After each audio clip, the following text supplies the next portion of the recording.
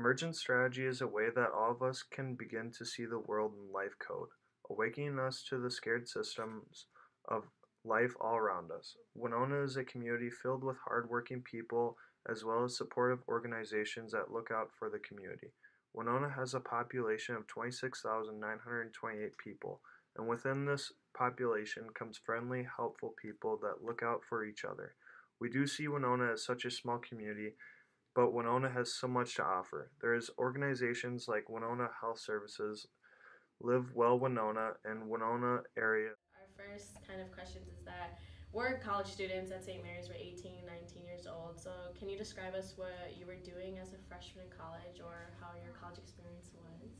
Yeah, so I went to Connecticut College in New London, Connecticut, and I had no idea what I wanted to do as a major. I was one of those people that they were hounding, email, phone call, coming to my dorm, trying to get me to declare something. So I ended up going with a double major in economics and French.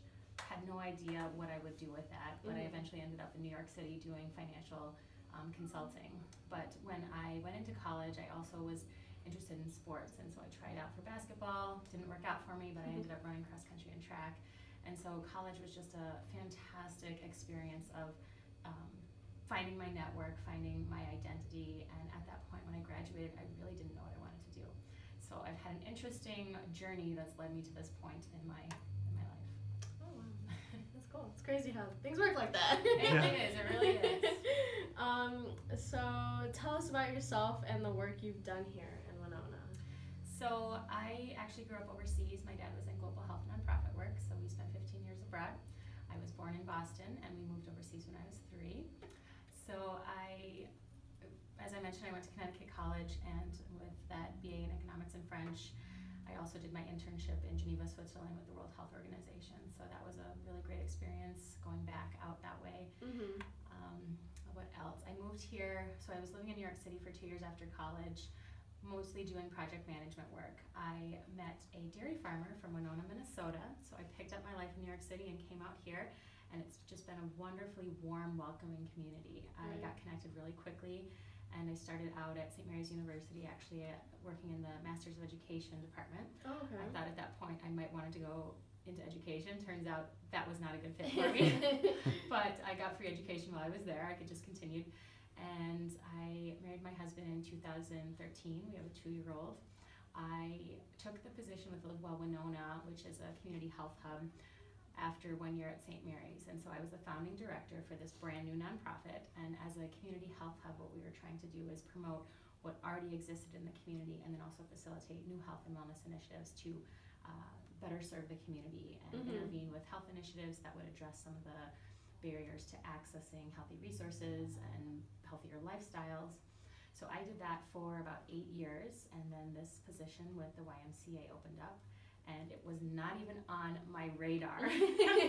But I had several people encourage me to apply, so I thought I owe it to myself to at least find out if this is something that might work out for me, and I was shell-shocked when I got the call. Yeah. So did you know anything about like the Y? I actually volunteered here when I first moved out to Winona. I started coaching, I think it was a 2nd or 3rd grade girls basketball program. So at that time when I was making minimum wage, that was the only way I could afford a membership. So that was in-kinded to me through my volunteer work. Okay. And I had been on the board for 2 years at the Y before I stepped down last December to apply for the CEO position. So I've been involved with the Y for a while. Okay. Well, with your work with the Y, tell what's like a typical day in your life? Like, what do you do from morning to go home? Yeah. So when I come in, I guess I'll start with my mornings. So exercise is really important to me. I get up at 5 and I get my workout in. My husband's out the door a little after 6. And as I mentioned, I have a 2-year-old, so then it's snuggles and the stress of trying to get everybody ready to get out the door. And then I drop him at daycare. Thankfully, he's right down the street. And I come in, and it's emails, it's some internal meetings with staff, it's some external meetings with community partners. There are often times where the door is just constantly revolving. People come in and they don't even start with, hey, do you have a few minutes? They just sit down and want to talk, and so I have to stop what I'm doing and address concerns or opportunities. So I love the variety of what I get to do here and the just interacting with a lot of different people. Right. So then there are also projects where I might have group meetings, and then after that, grab my son. The weather has been wonderful lately, so we always try and do some activity together, or my husband will meet me here to do some kind of activity at the Y. And so it's really important to me to try and balance these different areas of my life. Work-life balance is really, really important to me. I see too many people in the health and wellness world who are burnt out because they're so busy taking care of others that they don't have the time or make the time to take care of themselves. And so I really try and strive for that balance in my work and my personal life. Wow, that's good. Impressive. We all have our days. Yeah. Some better than others. Well, the final question about yourself is, how would you describe yourself to others? I am shy, which sometimes surprises people. I'm a friendly, shy person, though, so I think I come across as friendly, and I am introverted, so I can be around people all day, but I do need that time to just be by myself in the evening sometimes. I am energetic and athletic, and yeah. I mean, that's kind of like the vibe I've gotten from you as well. I'm an organized individual, and so coming into this job where there was an interim person for the last year and a half working 1 day a week here has been interesting because there was just so much that wasn't addressed, and even just coming into this space where there were boxes and piles of papers that just hadn't been touched in years was hard for me as an organized person. So I've been working through that part. I bet. Okay. Well, now with the work of the Y, how has your organization affected to change within Winona, and do you believe it was a small change or a big change? So the Y has been in the Winona community for over 130 years. So with that comes a lot of impact, and I think the main thing that I could say about the Y is that it addresses community needs. So a lot of people see the Y as just a facility, a swim and gym, but it's not. It's so much more than that. So we have a supportive built environment. There's that physical space that people come into.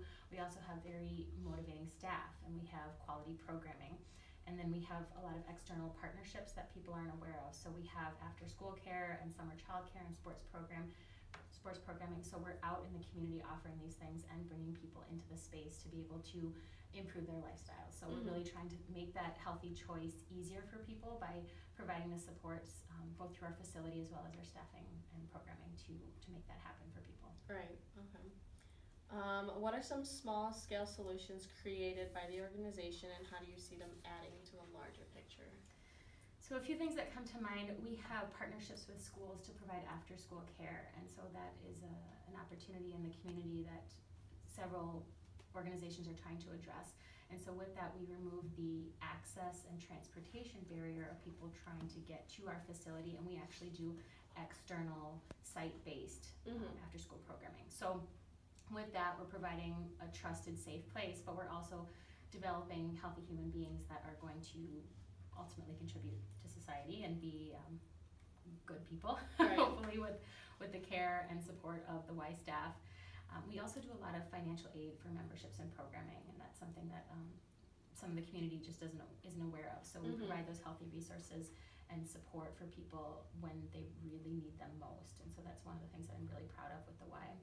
And then another thing is our camp. And so we connect people to nature, recreation, and learning. And again, it's that safe space, but it's also developing and investing in our human capital and helping raise good people. Right. So I know the Y has like their mission statement and stuff. So what else do you consider to be at the center of your organization, like a place, a vision, or a person or a response to a situation? Yeah, so beyond the vision to impact the health and well-being of our community, I would say people are at our core. So it's our staff, it's our volunteers, and it's our members, and how they all interact and exchange with each other. That is really important to us as an organization. I've been really happy to come onto a team that they've been through a lot with all of the turnover in the last few years, and so a lot of them have left, and we've had new people come, and so I'm just really excited by the energy and the dynamics of the team that's currently at play. And so I'm thankful that they're here. I'm also thankful for the hundreds of volunteers that help serve this community through our organization. So people really are the core of what we do here, how we carry out our mission and vision. Mm-hmm. Yeah. Well, I understand that you're like kind of turning around the why from what it was and, you know, creating something big for this community. But what kind of factors were not first considered in this organization but are being played out well? One thing that I think of is just our physical space and the limitations of where we are. Mm-hmm. So being downtown and now having the bridge come right into where we had parking. So we've been very limited with that physical footprint, and that's been challenging in terms of having this aging facility where we're still trying to serve members. But it's also an opportunity where we're going to be able to build this brand new facility, state of the art, and have an incredible partnership with Winona Health. And so they're going to be in there with their rehab and OC therapy and OC health rehab therapy. And so it's just going to be an incredible opportunity to better serve the community that we hadn't anticipated. And so here with our limited space, we've kind of maximized our use here. And when we move out to the new facility, there's that partnership with Winona Health, and then the Red Cross will also be there, as will Live Well Winona. And so there's this whole new dynamic and synergy that's going to happen between these organizations. And the power to really meet the needs of the community, I think, are something that we never would have envisioned when this Y was started here in this space over 130 years ago. And did you decide to like create that new facility, or was that? This has been, it's kind of embarrassing to admit, this has been in the works for like 7 or 8 years. Really? But it's only been really getting legs in the last 5 years. But the fundraising has been going on for a while. Building designs are just now getting finalized, and so it's been quite a journey. I know the community has been just itching for this new facility. Right. So this is much needed, and we are beyond excited. Yeah. And beyond ready. And when will it be ready? So we're looking at summer of 2020. Oh, okay. Yeah, we'll be breaking ground this summer. It's a very exciting time for the Y, and it's an interesting time as a new CEO to be coming on board with all of these decisions that are being made, and really still trying to close the capital campaign gap. So then is this facility just not going to exist anymore, or is it just going to be? This is going to be sold off to Fastenal to become parking for their new work that's going on downtown. Wow. Yeah, it's an interesting. They just keep on getting bigger. Yeah, really. Well, look at my blue walls. Matching. Yeah. They don't even have to change it. They can just like come in here and call it theirs. Yeah, so they're going to be putting up, I don't remember how many hundreds of jobs, but they're adding several buildings downtown, I believe, and so they are looking for parking. Wow, that's a lot. Yeah. Well, how does your organization involve or evolve the community? We interact with the community in a lot of different ways. So it's our physical space, it's our programming, it's our invitation to volunteer and serve the community. We have been more intentional, my understanding is, in the last couple of years with partnerships. So going out and actively trying to work with organizations on ways to better serve the needs of the community. So people, as I mentioned earlier, are just really crucial to what we do, how we interact with them. And we've just been more intentional in the last few years, and it's not been expecting people to come meet us where we are, but really going out to meet them. Right.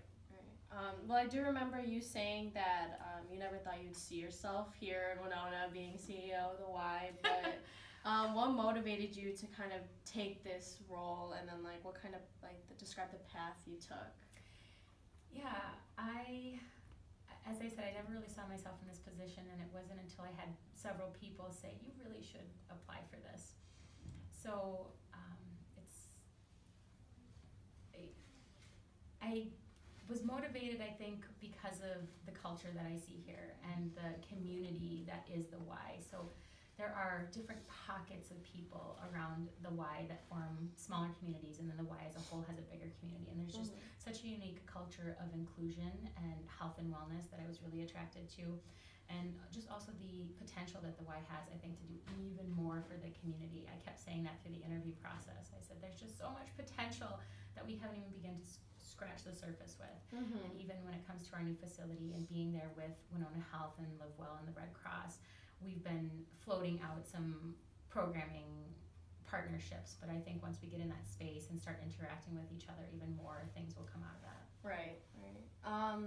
So what do you want the YMCA to change in the community of Winona as you have this new facility coming in and you have new people coming in? What do you think you would want to change? Or would you want the community or to change the community of Winona? What I really want is for the community to see the Y as one of the top leaders for health and wellness. When it comes to a healthy lifestyle and prevention, I really want that association to be in everyone's minds. Of the Y is there to help and support, and the Y doesn't turn anyone away because Right. they can't afford to be there.